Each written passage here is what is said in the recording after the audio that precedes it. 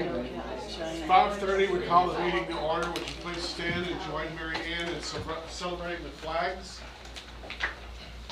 Attention, salute, pledge. I pledge allegiance to the flag of the United States of America and to the republic for which it stands, one nation, under God, indivisible, with liberty and justice for all. And the Texas pledge. On the Texas flag, I pledge allegiance to thee, Texas, one state under God, one and indivisible. By His Spirit, to lead us in a prayer. Lord, thank you for allowing us to gather here tonight, and we say a special prayer for all the victims of the flooding, especially the young people down there, and we pray for the families in this time of mourning and to be with them and to keep our kids safe here and to keep them healthy and for a good start of our school year coming up soon. In your name we pray, amen. Amen. Spotlights. We've got a real treat tonight. I call them the dynamic duo. I'm always afraid when Joanne's here because she may roast us. She terrible too. Yeah. I always said her second calling in life could have been a stand-up. That's right. Yes. Well, we'll start with Jan, and Jan graduated from Haltom High School. I had a cousin who graduated from that's a big school, Right.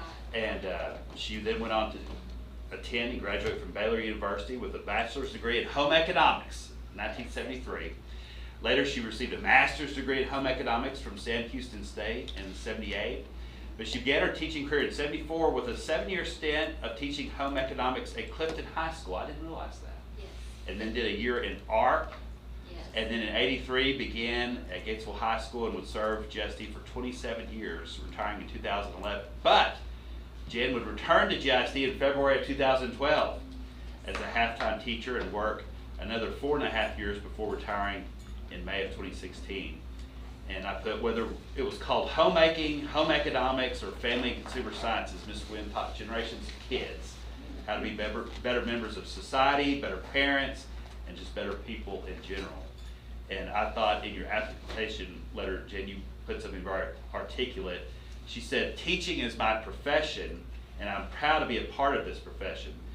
In some of her teaching evaluations, Mike Barr wrote, students love Ms. Wynn in her class. Jan's classes are hands-on and fun. She makes home economics appeal to a wide variety of students. She's an excellent employee. She's a team player. She does everything that I ask for. She's the exact opposite of Miss Sugg. No, in Jan's resignation letter, I thought this was well written too, Jan. You said, the people in this district are like family, and I'll miss them and the students. I'll be forever grateful for the wonderful teachers my children were privileged to have and the wonderful education I received. Altogether, Jan served in education for 41 years, and so that's why Jan's a Hornet legend.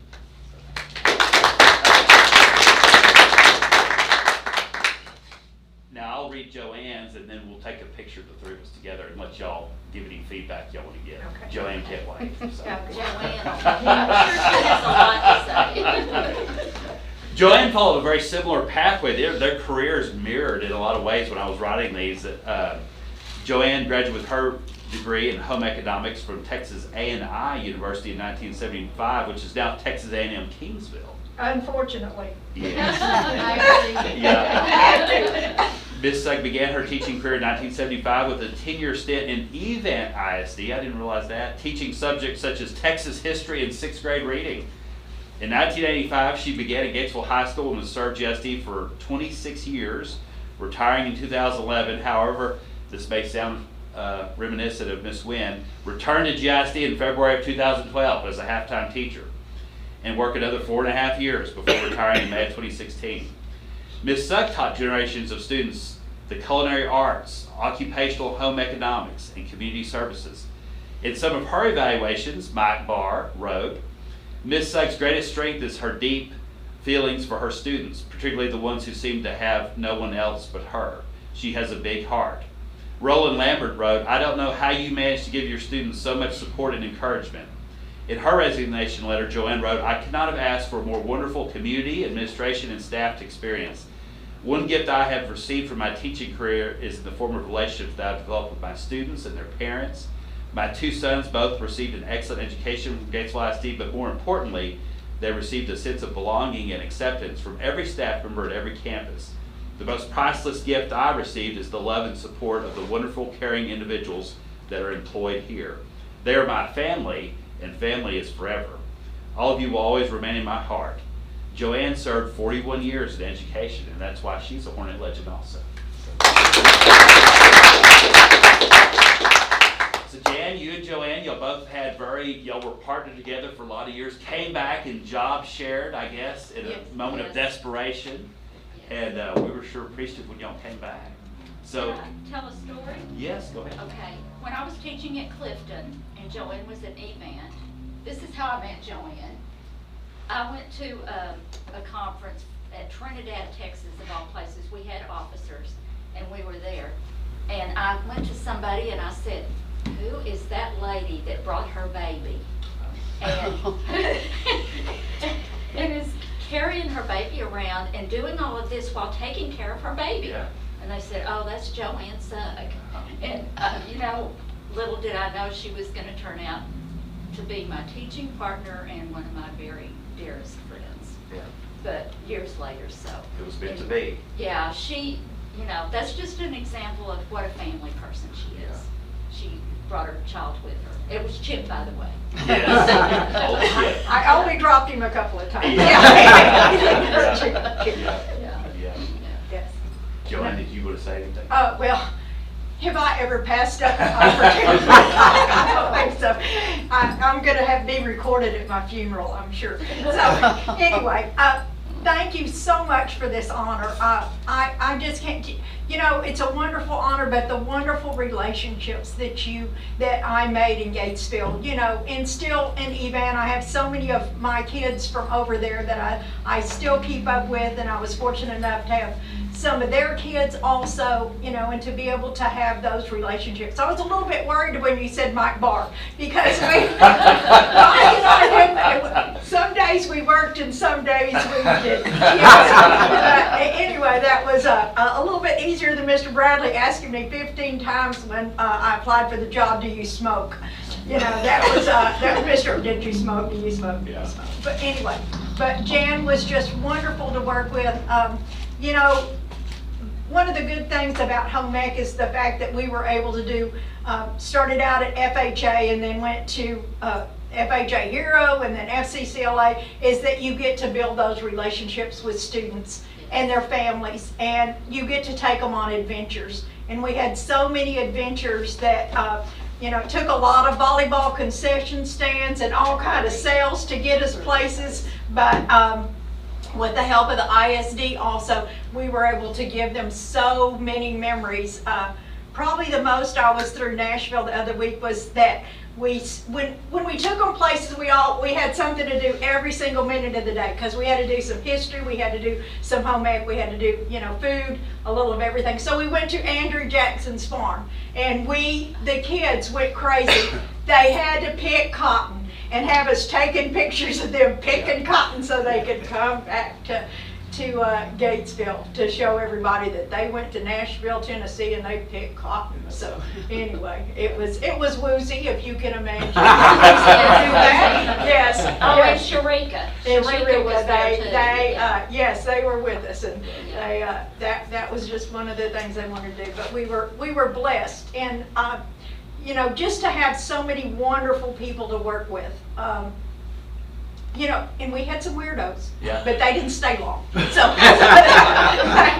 that was the good thing. We can set that on top of the sticker, couldn't we? We had a lot of weirdos, but they didn't stay long. They don't stay long. So, and that's a good thing. So anyway, but thank you so much for the honor, and especially to be able to do it with Jan, you know, Yes, and to be here with Jan, and Well, growing up with these two as a kid and having them in the school building and growing up with their kids, they're wonderful people.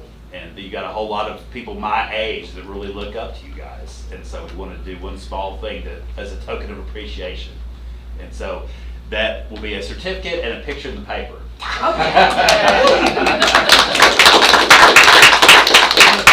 No, they better be careful. They're going to sell out of those newspapers. Congratulations. Let's just go Dorothy picture. And I would this is an amazing honor, and I appreciate it so much, so. Very well. Do you want to do it there, up here? What do you want to do? Let's do it here. Okay, we'll do the fancy background. Oh, okay. I told Kelly I'm gonna send her a picture. Okay. Well, good. We're gonna put you in Michigan, because Yes. I always feel like a giant next to Jan. I'll let you feel like a giant. It's a Very Are awkward. we supposed to hold these? Okay. Oh, Yeah, this way. Okay. Get the skinny side, because you know it's there somewhere. Thank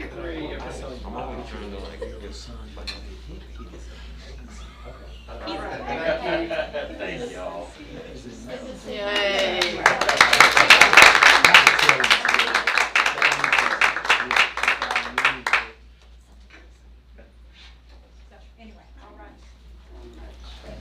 We'll let y'all get on if you need some old people around sometime, let us know.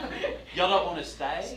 No, I'm teasing. Tell some Y'all more don't stories. stay. Y'all don't have to stay. Yeah, We're oh, teasing. yeah, boy, we could keep you all, here all night with stories. I probably knew you were gonna end up here eventually. You know, when you were in high school, you might not remember this, but you were, I didn't ever have you as a student Right. in class, but I had you in that little prime time or study yeah. hall. I think you were the only one who actually came in and studied. Really? The rest of them were like, Yeah. I don't wanna be here. I remember you would actually study, so. Well, how about that? Yeah, it paid off. It paid off, yes. We knew you paid her to say That's right, yeah. Thank y'all. Thank you. The next item is consent agenda, minutes of the June 16th meeting, financial statements as of June 30th, bills and payrolls for June 25th, budget amendments, year-to-date budget amendments to fund balance, vital signs report. Anybody want to pull any of those? I hear a motion that we accept all of them. Okay, Mary Ann, Lloyd seconds it. All in favor? Okay, now we have information items that are just for discussion. Actually, I don't think Actually, we don't have any of those. Yeah. Wow, everything we're gonna vote on then.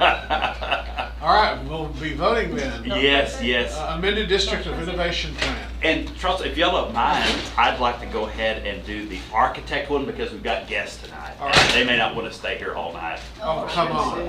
And, so I'll go down to number 8F, recommendation of architect firm. So we've been having several items on these preceding months, board agendas about trying to get a May 2026 bond election going for a junior high renovation and addition to get 6th grade back to junior high. Also to build a new field house. The field house is in terrible shape. And then also to build a small press box on what's now the visitor side to make that the home side so our fans won't have to stare into the sun anymore. And some other ancillary things along the way, we've kind of talked about it would be good if we could get some turf on the baseball, softball type fields. Looking at the track is in pretty poor shape. And so we've got a finite amount of money that we can raise, it's still a good sum, that we wouldn't even have to raise taxes because we have so much bond capacity from paying off debt early, just like your own personal finances. We've been making that $500,000 check towards the principal to wear the principal down in the high school and the elementary. And so we're really in good shape. And so in speaking with 3 different architectural firms, there was one that in particular came back, and it was Huckabee. Very responsive, gave great detailed cost estimates, were reasonable cost estimates. Some of the competition priced themselves out of the job very quickly, being just exorbitant amounts of expenses. And Huckabee also has a great reputation. They're one of the leading firms here in Texas, and they built our elementary campus, which is beautiful. And so Brent Winkler's here tonight. Brent lives here in town, has children that go here, is married to Tiffany Palmer Winkler, and so he's got close ties here. And then Mike Boyle is the senior principal architect. And Tracy Marlin, she's the client communications director, so kind of PR marketing, that vein.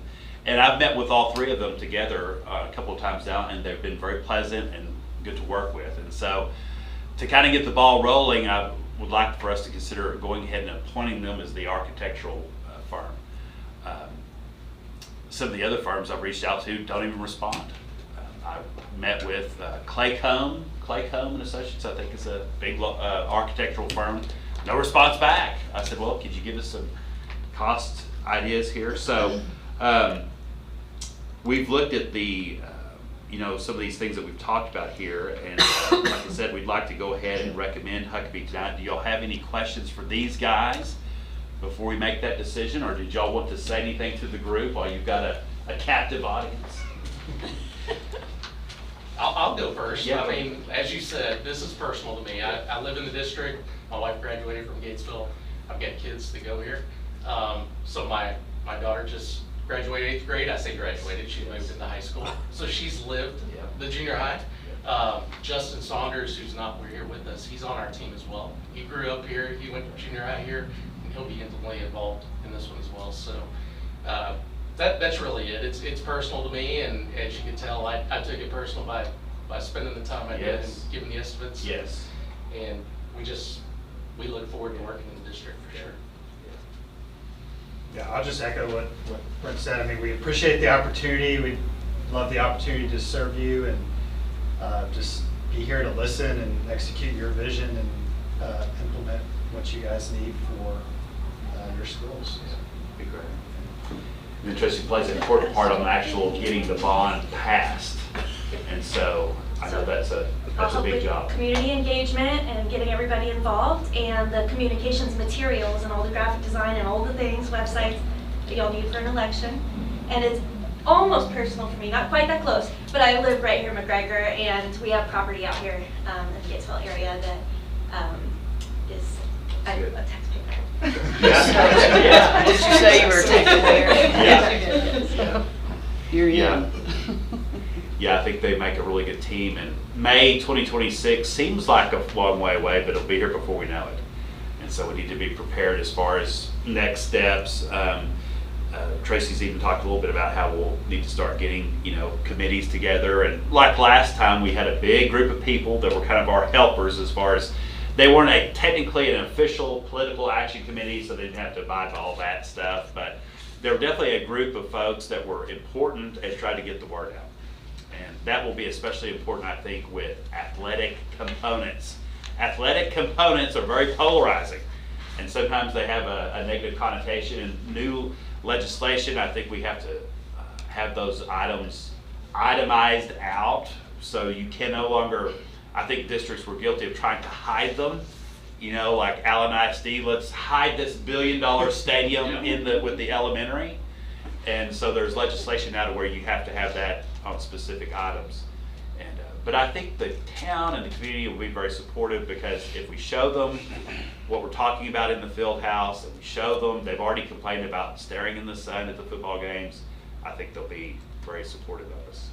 So I would make the recommendation that we select Huckabee officially as the architectural firm to renovate the junior high, the field house, and the press box, and some of those other ancillary things we've talked about, and to kind of get the ball rolling. I'll make the motion. Can I hear a motion from Linda?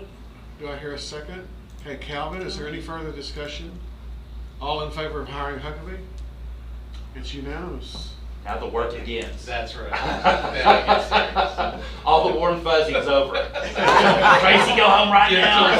Yeah. I brought sample stuff, so. Yeah. Well, guys, we don't want y'all to have to stay for the whole meeting. That's why we want y'all to be able to go first. We really appreciate y'all coming, and y'all be careful driving back. Thank y'all very much. Thank you. Thank you. Innovation plan for adoption. Yancey is taking care of his dad. Had to do some medical appointments, so I said I would do that one for him. And the DOI is something that we do every year. It's funny. The state of Texas makes all these rules and laws, and then they say, well, in your district innovation plan, you can get out of some of them. which is, I've always found that odd. And so our lawyer has reviewed this, and there's some things that we put in there every year, but we added a couple of things. One, the SHAC committee is the Health and Advisory Committee. And for years, the law said you have to have 4 meetings, you've got to do it, and the DOI, you can do 1. You know, just things like that. Or there was a real strict rule a few years ago about the counselors need to do 80% counseling and 20% administrative. And you know, if you don't meet that, there could be some horrible repercussions. Well, we track all that, and we'll continue to track that, but you can DOI that to where there's some flexibility, you know, because sometimes they get overwhelmed with different paperwork aspects. And so the DOI, or District of Innovation Plan, has lots of just different things like that in there. And like I said, the SHAC committee and the school counselor responsibilities were really kind of the newer ones. Leanne had one in there about the bank depository. Was there anything special about that, really? No, it just, when we do a bank depository, we can extend it 3 times for a 2-year, and this allows you to extend it until you feel like changing or you think you need to change. And so that's a lot of work to do a bank depository proposal, and it takes months to do it. And so I would like to have it in there that way, when and if the time comes that we don't like the bank that we're working with, we can go forward, but until then, we can continue with the bank that we have. The only other one was about hiring teachers that aren't fully certified. You know, the state makes these edicts from on high that you will hire someone that's certified in every core subject starting in this year and no exceptions. Well, there's not enough human beings in Texas to do that. There's not enough certified people to actually meet it. And so, again, we've had that flexibility in there for quite some time, that we'll do our very best to find someone who's educated in an alt-cert program, but sometimes they're not totally done. So in a nutshell, basically that's what's in the plan, and we've had the DOI plan for years now. So my recommendation is the board adopt the DOI plan changes as presented. Do I hear a motion? Okay, Mary Ann, a second. Okay. Any further discussion? Do I hear a motion to adopt? Okay. Smart plan. All right. Health insurance. Health insurance. Oh dear. Well, remember when I talked to y'all last month about the health insurance, and I talked about how it's going up $63 per person per month, and we talked about how that is $366,000 added to our $2.8 million we already do. The only thing I did wrong last time is y'all were supposed to vote on it, and I presented it to you as an action item. So nothing has changed. I'm just bringing it back to you to ask you and recommend that we go ahead and do that for our staff members, because it's important, I think, that we continue to offer that. And I'm just asking that y'all approve that this time. So nothing has changed other than I did it the wrong way the last time. Do I hear a motion? Okay. Linda, and do I hear a second? Okay, Lloyd. Any further questions or discussions about it? All in favor? Okay, salary schedule. Shannon, I thought you had a question. I did not, yes. Okay, salary scale. So when I was here last month, we approved the ones that started in July. And so we got a lot more information about House Bill 2, and the state gave us parameters on how that teacher $8,000 and $4,000 needs to be implemented. So we got our salary, all of our salary scales put together. So that's what I'm presenting to you tonight, is the rest of them. And so the first one is the teacher salary scale, and basically we had to give everybody that was 5 years and more an $8,000 raise from their current salary in the 24-25 year. And then we did some changing of year 1 to 4 to get them a little bit more close, so we didn't have some big gaps from what they were. And then our 3 and 4 year, they needed to have at least $4,000 from the year before. So that is the new pay scale that matches House Bill 2. And so these are the ones that we are mandatory to do. And so that gives everybody in the teachers that $4,000 or $8,000 raise. And it starts our new people out just a little bit higher. And then of course our master's and doctorate stipends stay the same. They'll be added on and tacked on to that. And then we've got our clerical and professionals, And so everybody else, we tried to give a 3% raise. So it's roughly around 3% as we put the new pay scales together.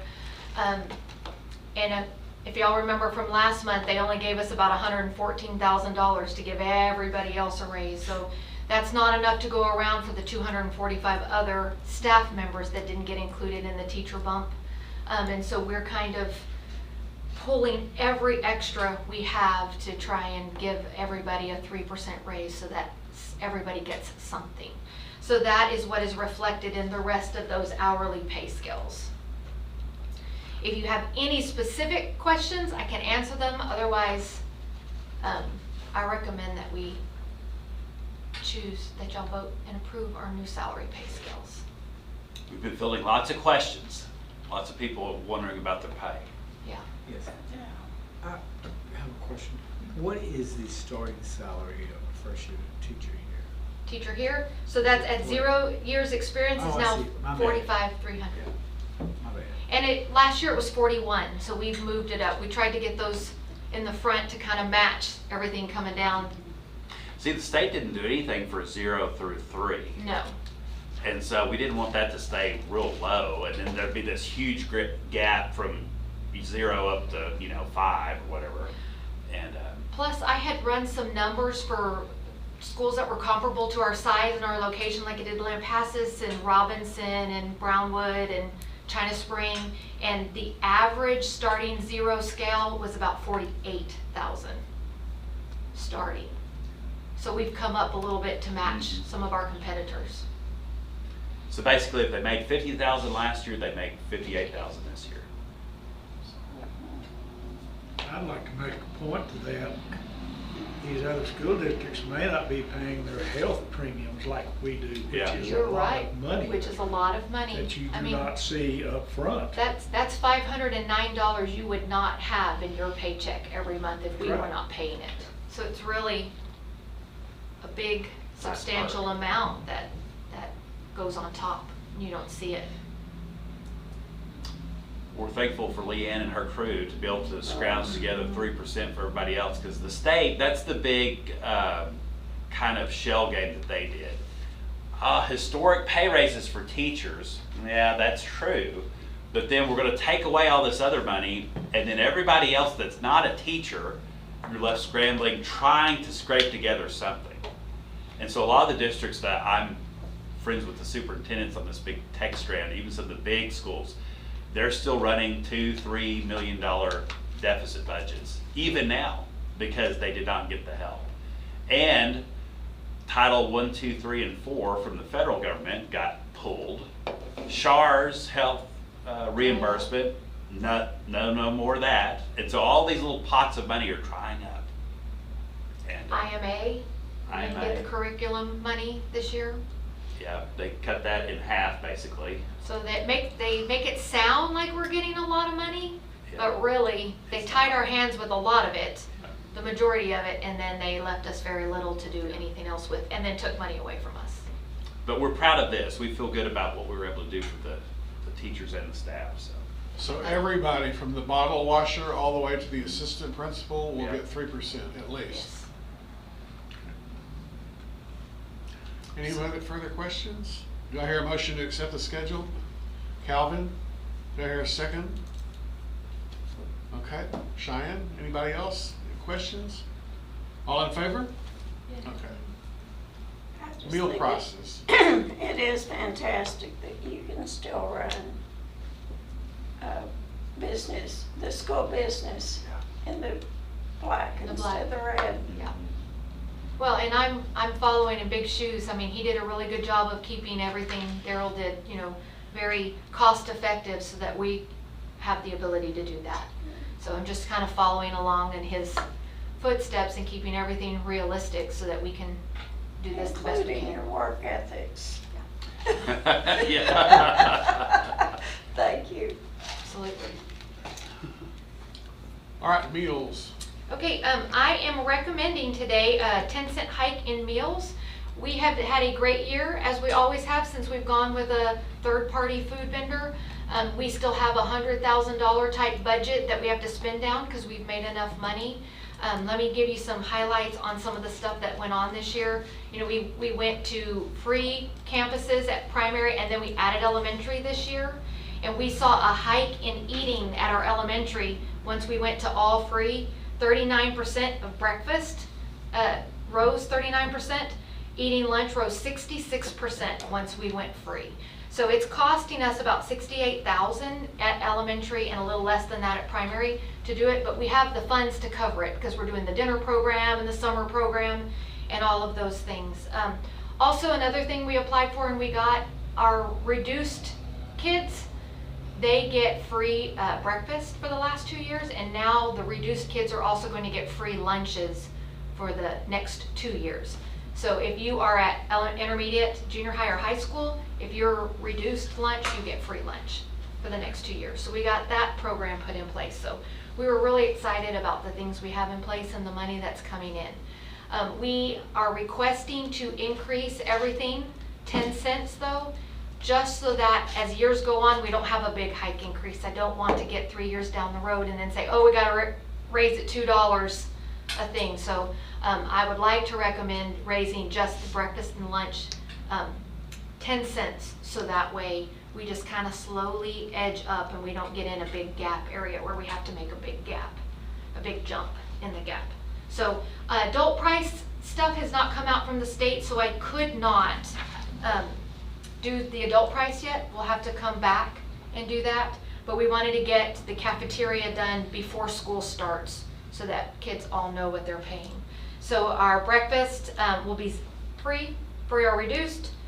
Full pay is $1.90 for pre-K through, actually for all of them. And then lunch is reduced prices $0. Pre-K through 3 is $2.80, and grades 4 through 12 would be $3.05.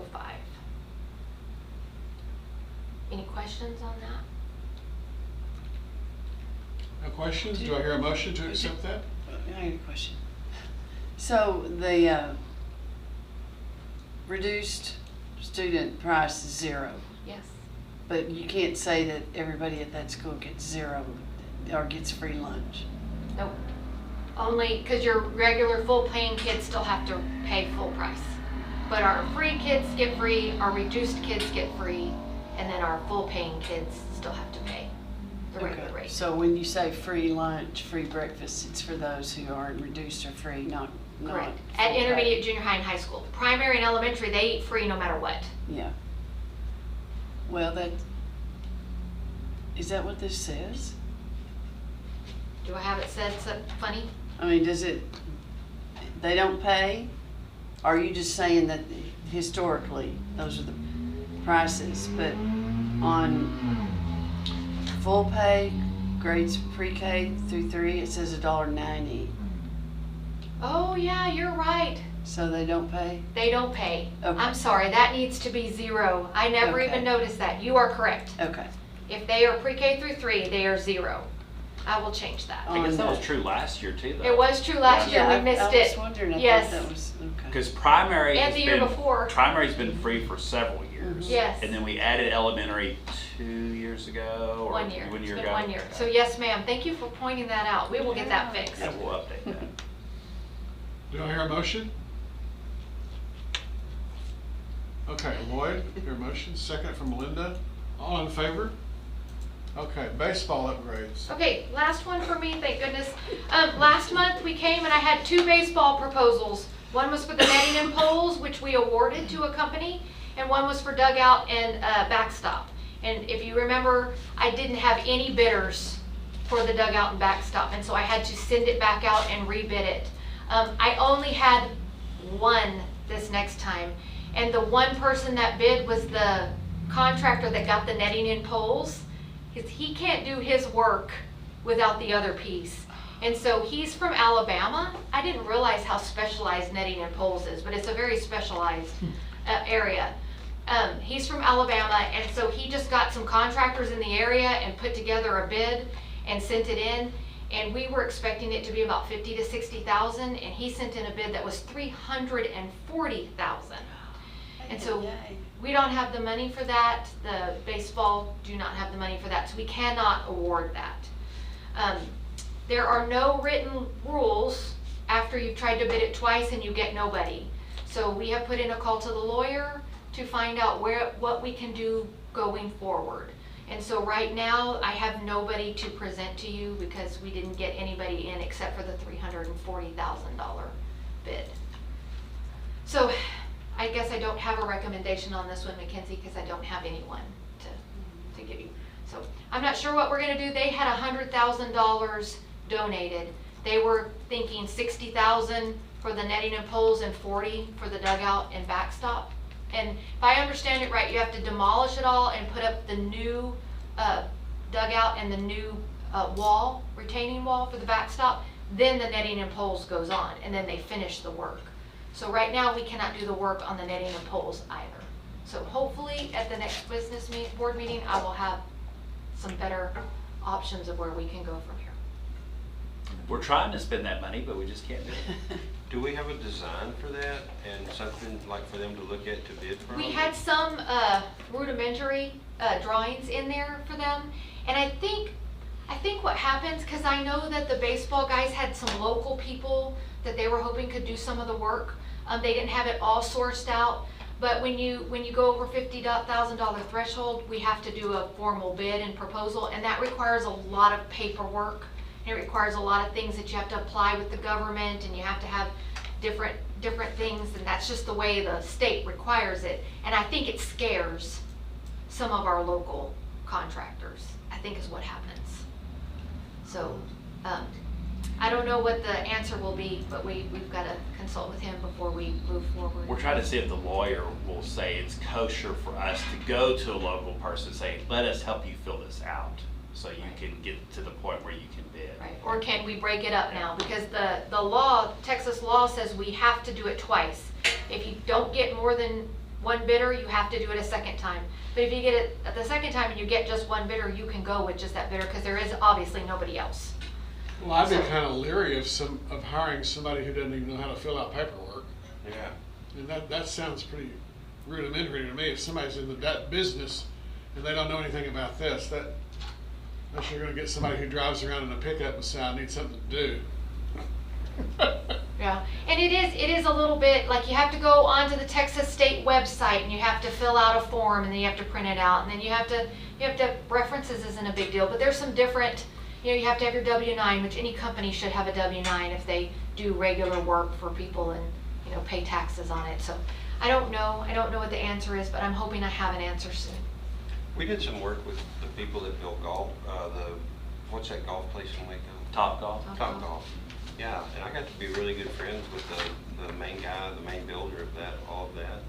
I just wonder if he's somebody that I could reach out to and say, what does it take to do this? Because that And I mean, seems to be like similar, it's netting and poles and the concrete. current, now we've already awarded the netting and poles part. Right. So we can't go back on that, even though they can't do their work till we get the other piece. I see. But I do have a proposal package that's open to the public, because it has been for the last month. I can give you a copy. It's got some drawings in it. But I don't know where we go from here. We do not have to go back to a formal bid normally after this. So we'll see. Boy, he may know somebody. Yeah. Yeah. It's just getting harder and harder, I think, So to how find. would, like, say Holy Contracting in Waco, how would they even know that So- do they go on and look for these That's how things to yeah, bid? so Or it have gets, you called them and said, hey, we've got this, do you want to bid it? no, and I can't call anybody and Right, say okay. anything, but maybe, people that know that it's open say, hey, I've seen this, but what we do is we put it on our website, we put it in the newspaper, and then I put it on this thing called Texas Smart Buy, and it is a place for contractors for across the state to go look for government spots. So that, like when we got the 12 fencers, that's how they found out, the fencing companies, see. because they saw it. Most people go to that Texas Smart Buy and get the information off of there. I open it up. And is that something that anyone can go to, or is it something think that so. you have to have a subscription to? I understand it as anybody can go to it. Okay. It's Yeah, if I could get TEA's or that information, Texas's. then I might could find out if some people are interested. Okay, we'll wait. And that would be okay to do? Yeah, Is that go for correct? it, Lloyd. Okay. We'll visit you out at Hughes if it's not. Thank you. find out for you, how's that? Okay. Because when I got a call into the lawyer. Thank you for your All right. hard work. Thank you. Attendance Thank you. snapshot.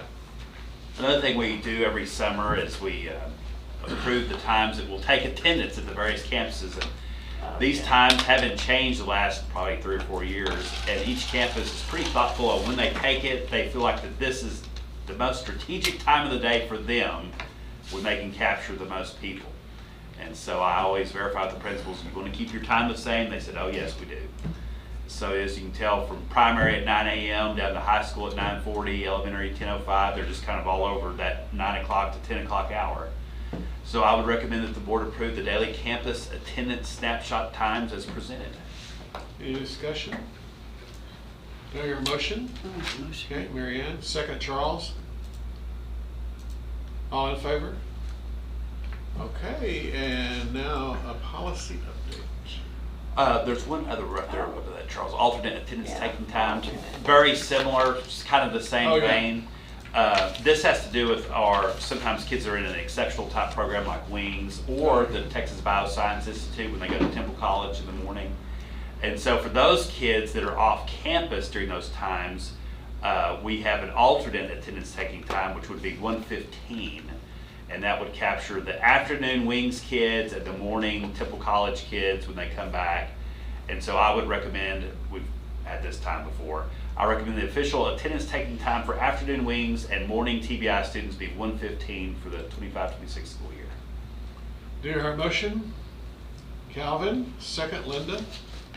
All in favor? Okay. Now we can do. Yeah, policy update. So TASB every 6 months comes out with a big policy update, and this is policy update 125. This doesn't even capture, I don't think, most of the new legislation that's just happened. I think they're gonna have to pivot and do a 126 here very quickly. And so, but we'll go ahead and approve tonight what we can. This is stuff that's not very controversial. TASB goes through and looks at all the laws that are passed or things that they need to interpret differently, and they make sure that our local policy is all kosher and fits within it.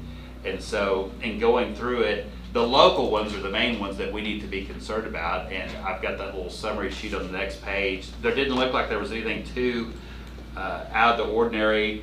One thing asked if we have unassigned inhalers on campuses, and I asked Ms. Winkler, we don't have that.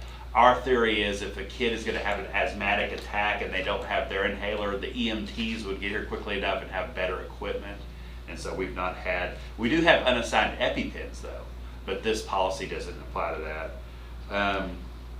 Again, a lot of things about just board operating procedures and things of that nature. Again, a lot of the new stuff that's coming out in these really new laws, like the cell phone bill and all, I had to put out that video about the cell phones and all that. I think that'll come in policy update 126. So we'll tackle that when we get there. So I would recommend the board add, replace, delete local policies as described by TASB update 125, as well as any revisions described in their manual update 71. That's just another addendum of just tons and tons of paperwork. And so we trust TASB. They've always done a good job for us. Do I hear a motion? Okay, Cheyenne, do a second. Okay, Calvin, all in favor? All right. Thank you. Now, general election. It's hard to believe it's already time to start thinking about that. So a trustee election order should be adopted, calling for the election to be conducted on Tuesday, November 4th. We'll have 2 trustees up for 3-year terms. The election will be held at various locations in Coryell and Bell County. I hate that we have a little bitty sliver in Bell County because then we have to pay Bell County election costs. Luckily, it's not too much. It's probably around $1,500 to $2,000 for probably 30 people to go vote over there. Mm-hmm. So anyway, we always kind of cringe when we have to pay that. But anyway, but they'll have early voting like they always do the 2 weeks prior. And I think today was the first day they could start signing up. So Mackenzie's got all of her packets ready.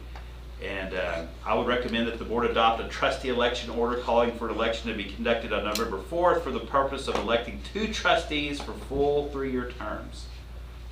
What's the last day they can sign up? August 18th. 5 p.m. At 5 p.m. 5 p.m. That's the next regular board meeting, Yeah. so that'll be easy. Do I hear a motion? Okay, Linda, seconded by Lloyd. All in favor? Okay. Yes, election administration. Yeah, last one was another one that we do every year this time to get ready for the November election, and as usual, Justin Crothers does a fantastic job on election night. That's a tedious job, and he's done it for so many years. Boy, he does a good job. We're really proud of Justin.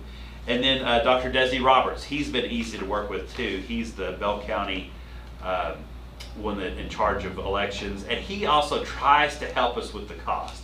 He realizes the fact that we have so few kids, and we're not going to have near the amount of cost burden as like a Temple ISD, a Belton ISD, and so he's been good to work with as well. So I would recommend that the board appoint Justin Crothers, the Coryell County Tax Assessor Collector and Early Voting Clerk, as our election administrator for Coryell County, and at the same time recommend the board appoint Dr. Desi Roberts as the Bell County Election Administrator. Hear a motion?